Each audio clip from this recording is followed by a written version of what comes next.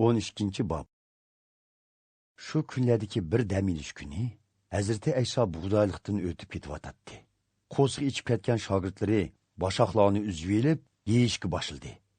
Buni ko'rgan parislar Hazrati Aysoga: "Qarang, shogirdlaringiz dam olish kuni cheklangan ishni qilyotdi", deyishdi. Hazrati Ayso ularga: "Podsho Davud va uning hamrohlarining osh qolganda qanday qilganligini muqaddas yozmalardan o'qimaganmi?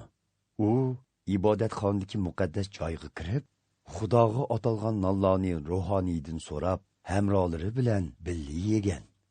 Holbuki, bu nonlarni ruhoniylardan boshqa har qanday kishining yeyishi Tavrat qonuniga xilof edi.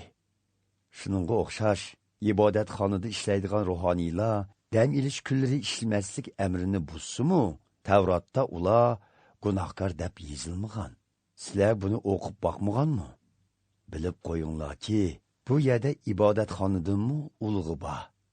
Agar sizlar Xudoning men qurbonlik qilishinglarni emas, rahim shafqat ko'rsatishinglarni istayman degan so'zining ma'nosini bilsanglar edi.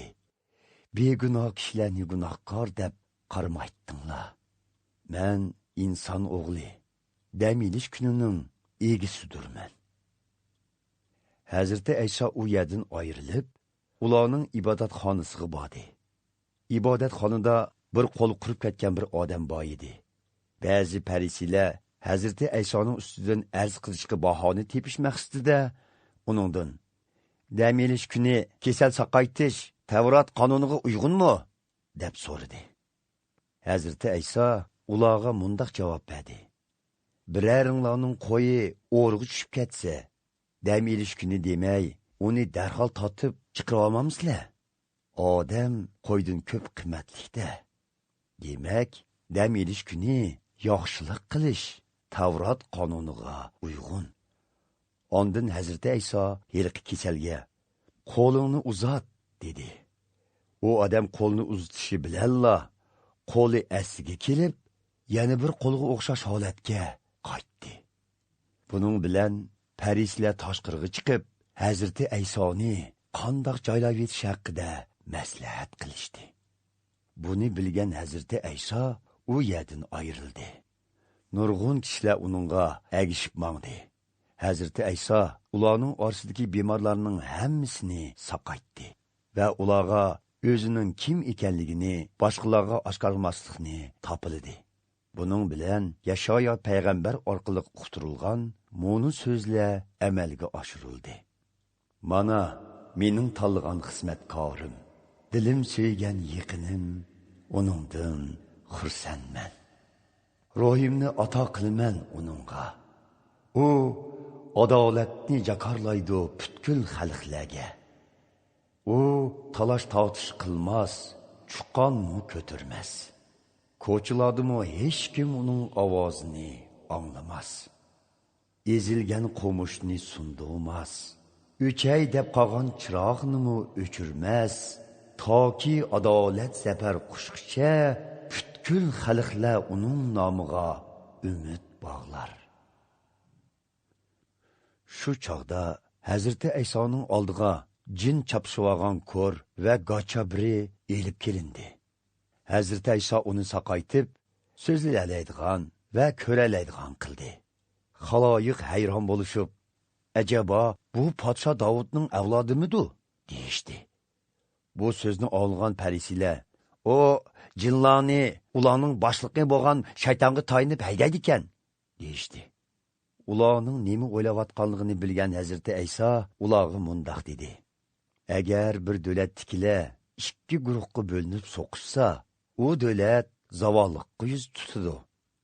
Har qanday shahar yoki oildagilar o'zaro jidal mojaro qilishsa, ularmu vayron bo'lishdan saqlana olmaydi. Agar shayton o'z boshqurishda bo'lgan jinlarni haydasa, o'ziga qarshi chiqqan bo'ladi. Undaqda uning podshohligi qandoqmi puttirab turolsin? Agar men jinlarni ularning podshoyi bo'lgan shaytonga tayinib haydasam, sizlarning agashkuchilaringlar jinlarni haydashda kimga tayandi? Aytganlaringlarning xato ekanligini o'z agashkuchilaringlar dalillab berdi. Amaliyotda Men Xudoning ro'yiga tayinib, jinlarni haydavetdim. Bu, Xudoning podshohligining oranglarda namoyon bo'lganligini isbotlaydi. Bir kishi kuchjungir birisining uyiga kirib, uning melini qandoq bulab ketalisin? Faqat shu kuchjungir odamni bağlayolganlarla uning uyini bulang-talang qilalaydi. Men bilan bir yo'lda ma'mug'allar menga qarshi turg'uchilardir. Menga yig'ib elishga yordam bermaganlar to'zituvotgichlardir. Shuning uchun bilib qo'yinglarki, insonlarning o'tkazgan gunohlari va qilgan kufrliklarining hammasini kechirishga bo'ladi. Lekin muqaddas ruhga qilingan kufrlik kechirilmaydi. İnson o'g'liga qarshi so'z qilganlar kechirimga erishalaydi. Lekin muqaddas ruhga qarshi gap qilganlar bu dunyodimi, u dunyodimi kechirimga erishalmaydi. Sizlar daraxtni mevasidan farq etishinglar kerak. Meva darg'i yaxshi bo'lsa, beradigan mevasimi yaxshi bo'ladi. Meva darg'i yomon bo'lsa, beradigan mevasimi yomon bo'ladi. Chunki har qandoq daraxt mevasidan bilindi. Ey zaharli ilonlar, sizlar yomon tutsanglar, og'zinglardan qandoqmi yaxshi gap chiqsin. Chunki ko'ngildan nima bo'lsa, eg'izdan shu chiqadi. Yaxshi odam qalbidagi yaxshiligidan yaxshilik chiqaradi. Yomon odam qalbidagi yomonligidan yomonlik chiqaradi. Bilib qo'yinglarki, sizlar qilgan har bir eg'iz quruq gapinglar uchun qiyomat kuni hisob bersizlar. O'z so'zinglar bilan yo oqlansizlar, yo gunohkor bo'lib chiqsizlar. Shu chog'da ba'zi Tavrat ustozlari va farishiylar Hazrati Aysodan: "Ustoz, qudratingizning Xudodan kelganligini karomat bilan ko'rsatkaysiz", dedi. Hazrati Ayso ularga mundaq javob qaytardi: "O'sal va vafosiz kishilar karomat ko'rsat deb turdi. Biroq sizlarga Yunus payg'ambarning karomatidan boshqa ko'rsatiladigan ikkinchi karomat yo'q. Yunus payg'ambar yo'g'on bir beliqning qo'sig'ida 3 kech kunduz qandoq turgan bo'lsa, inson o'g'limi yerning bag'rida 3 kech kunduz shundoq turdi.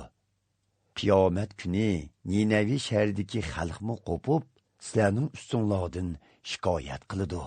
Chunki ular Yunus payg'ambarning ta'limini anglab, yomon yo'ldan qaytgan.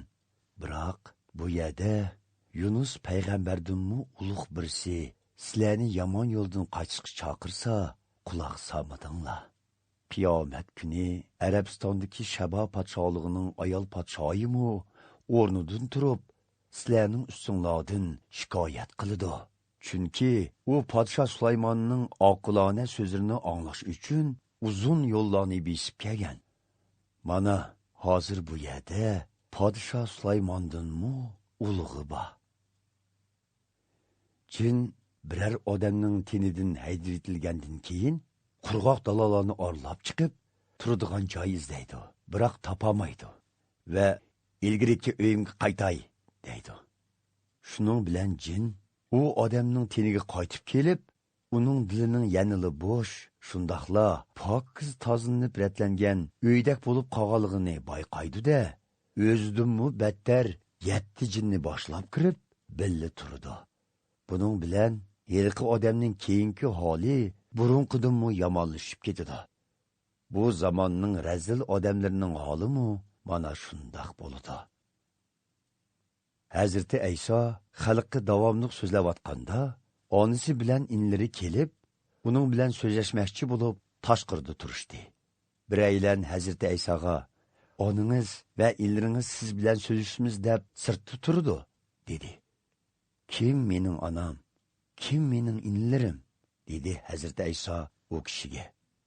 Ondan u qo'li bilan shogirdlarini ko'rsatib: "Mana onam, mana inlarim. Chunki kim arishdagi otamning irodasiga amal qilsa, shu mening oki inim, och singlim va onamdir", dedi. 13